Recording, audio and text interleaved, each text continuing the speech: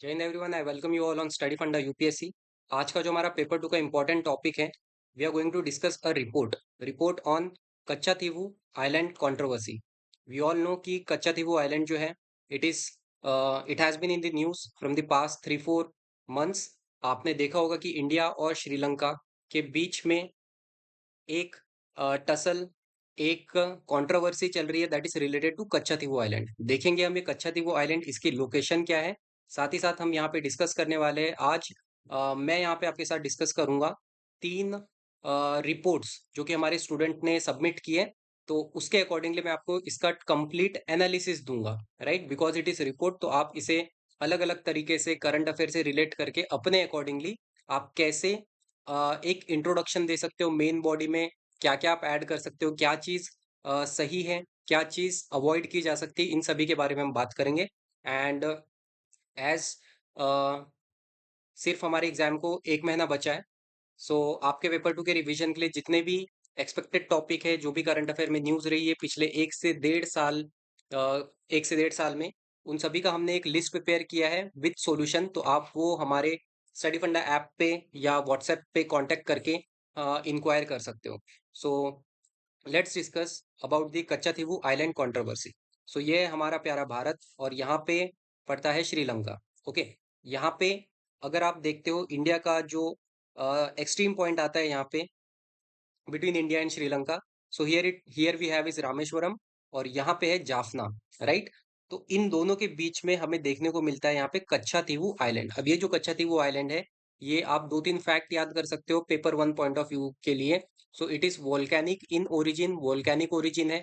अगर आप रामेश्वरम के पॉइंट ऑफ व्यू से देखते हो, ठीक है, तो ये किस डायरेक्शन में है, तो रामेश्वरम के पॉइंट ऑफ व्यू से ये पड़ता है साउथ ईस्टर्न डायरेक्शन से। और अगर आप इसे जाफना के रेफरेंस से देखते हो तो ये आता है वहां से, जाफना के पॉइंट ऑफ व्यू से इट इज इन कौन सी डायरेक्शन हो जाएगी ये, साउथ वेस्ट डायरेक्शन, राइट। तो आपको ये चीज भी याद रखनी है। Let's see the report. ठीक है, जो रिपोर्ट स्टूडेंट ने हमें भेजी है उसे हम यहाँ पे डिस्कस करेंगे, राइट। सो सबसे पहले हम तीनों का फॉर्मेट देखेंगे, हम यहाँ पे तीनों को कंपेयर करेंगे। Okay, so XYZ 28 June 2024 and city, that is correct, एकदम सही फॉर्मेट है। XYZ again here also it is XYZ special correspondent city and date, this is also correct.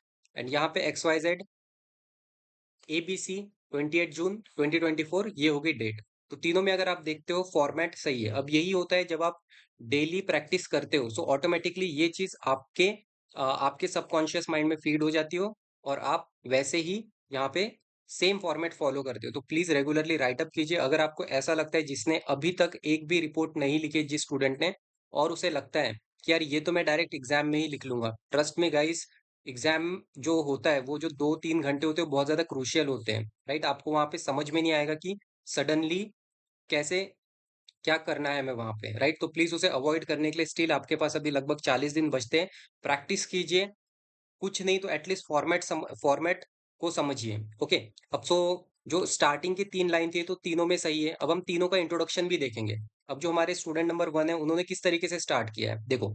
So recently due to fishing rights issue, Katchatheevu island have highlighted the complexity of maritime boundary dispute in the region. Okay, तो इन्होंने इस तरीके से start किया है। So obviously जो हमारा topic है ये करंट अफेयर से रिलेटेड है, और उसी से इन्होंने स्टार्ट किया है। सो द इंट्रोडक्शन, यहाँ पे इंट्रोडक्शन इज कम्प्लीटली फाइन, ठीक है, इंट्रोडक्शन यहाँ पे एकदम सही है।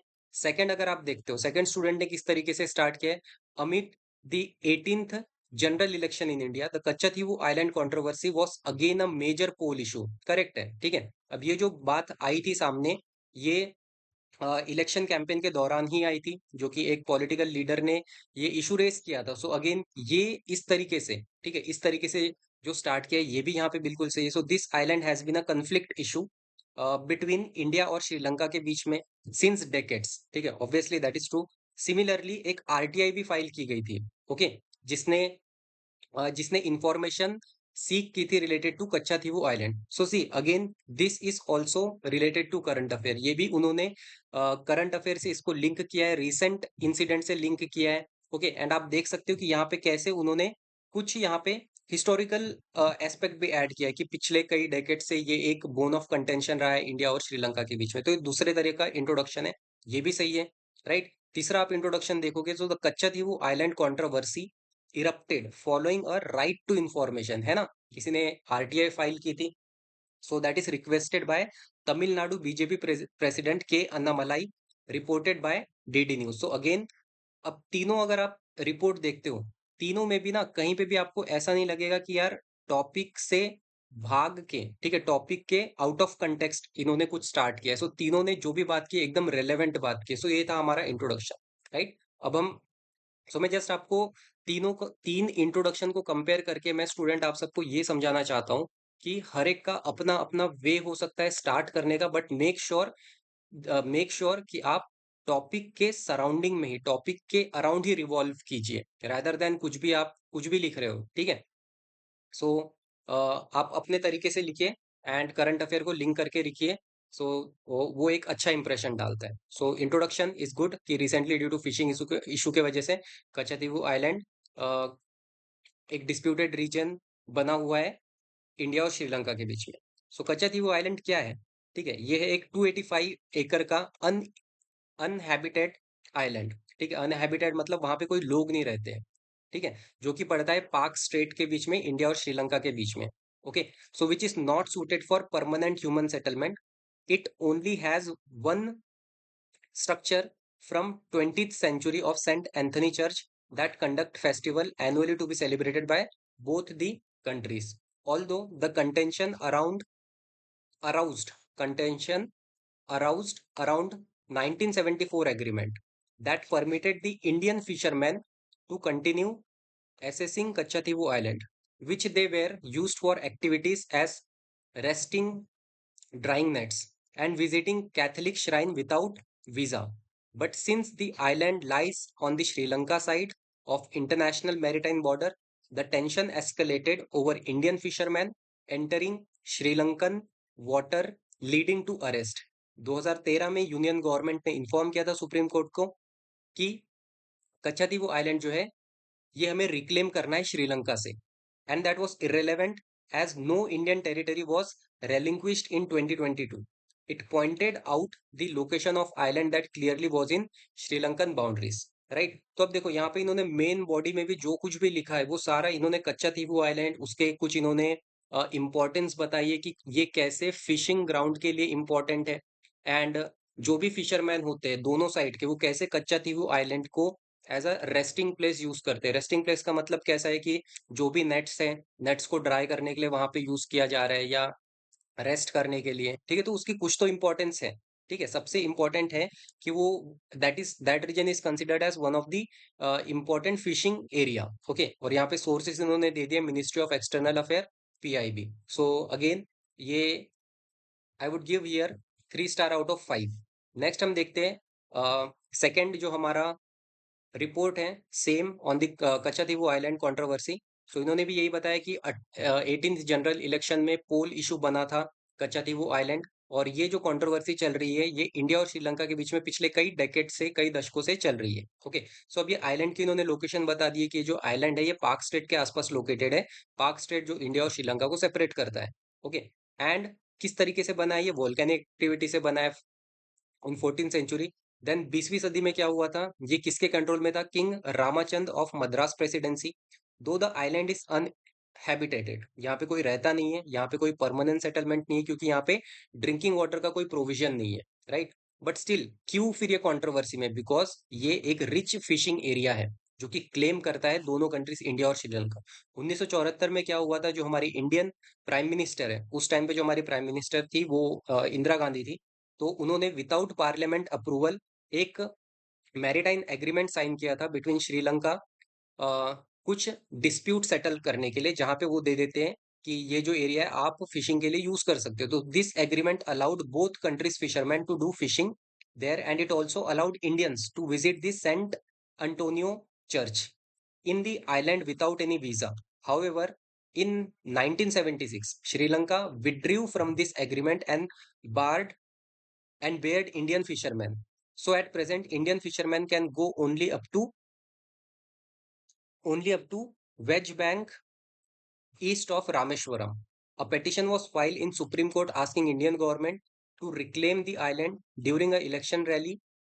The Indian PM uh, racked up the issue by saying without parliamentary approval, the then Indian government called India's territory and was injustice to the Indian, right? So overall इन्होंने यही बताया कि किस तरीके से इंडियन गवर्नमेंट ने बिना parliamentary approval से श्रीलंकन फिशरमैन को भी वहां अलाउ कर दिया था, देन उन्होंने उसे रिक्लेम कर दिया। देन अभी बात ये आती है कि जो अ, जिस तरीके से श्रीलंका को वो लैंड यूज करने के लिए दिया गया, वो तो आउट ऑफ अनपार्लियामेंट्री वे था, है ना? तो हेंस उसके अगेंस्ट सुप्रीम कोर्ट में एक पीआईएल फाइल की गई है कि हमें वो एरिया वापस रिक्लेम करना है। And on this note, this report is also 3 star out of the 5। यहाँ पे उन्होंने सोर्सेज भी मेंशन कर दिए।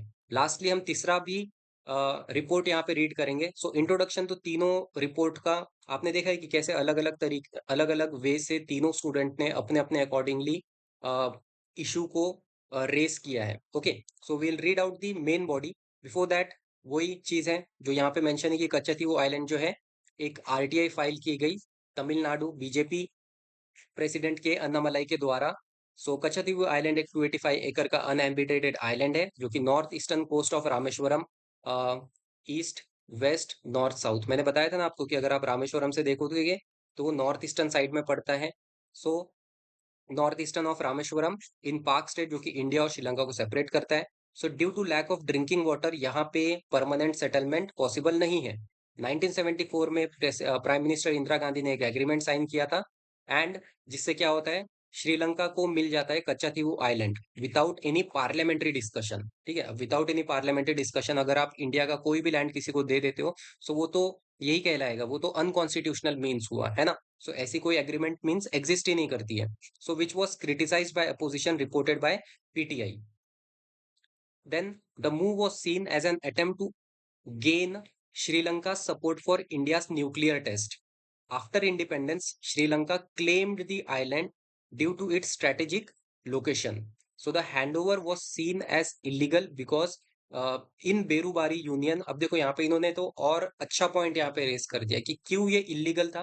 क्योंकि बेरूबारी यूनियन केस जो हुआ था 1960 में, वहां पे सुप्रीम कोर्ट ने क्लियरली मेंशन किया था कि अगर आप कोई भी इंडियन टेरिटरी किसी अनदर कंट्री को दे देते हो, ठीक है, तो उसके लिए आपको पार्लियामेंट्री अप्रूवल तो लगेगा ही, और वो भी आप दोगे कॉन्स्टिट्यूशनल एक्ट अमेंडमेंट एक्ट के तहत, राइट?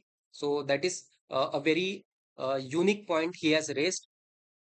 सो पीएम मोदी ने भी इसे क्रिटिसाइज किया है कि कांग्रेस पार्टी स्पेशली जो प्रीवियस गवर्नमेंट थी, ठीक है, रादर देन यहाँ पे आपको किसी पार्टी का नाम लिखने से बेटर है आप ये लिख सकते हो कि उस टाइम पे द देन गवर्नमेंट आप लिख सकते हो, ठीक है, the then government.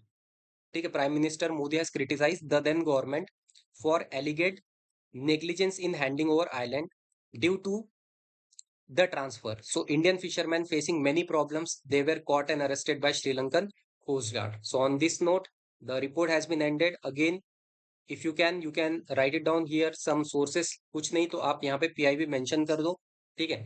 So just एक कन्वेंशन है जो हर एक स्टूडेंट, हर एक टॉपर आपको बताएगा कि एक सोर्स मेंशन कर दो, तो वही हमें फॉलो करना है। ज्यादा हमें यहाँ पे क्वेश्चन रेस करने की जरूरत नहीं है कि सोर्स मेंशन करना है या नहीं करना है। एक PIV लिख देने में कुछ हार्म नहीं है, ओके। एंड जब सारे टॉपर्स कह रहे हैं कि यार हम भी सोर्स लिखते हैं, तो आपने भी लिख देना चाहिए।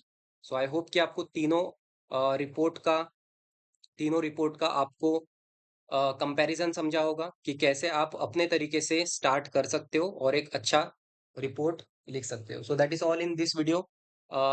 Will see you will see in another class जहाँ पे हम एक इम्पोर्टेंट इशू रेस करेंगे, डिस्कस करेंगे। Till then have a good day. जय हिंद।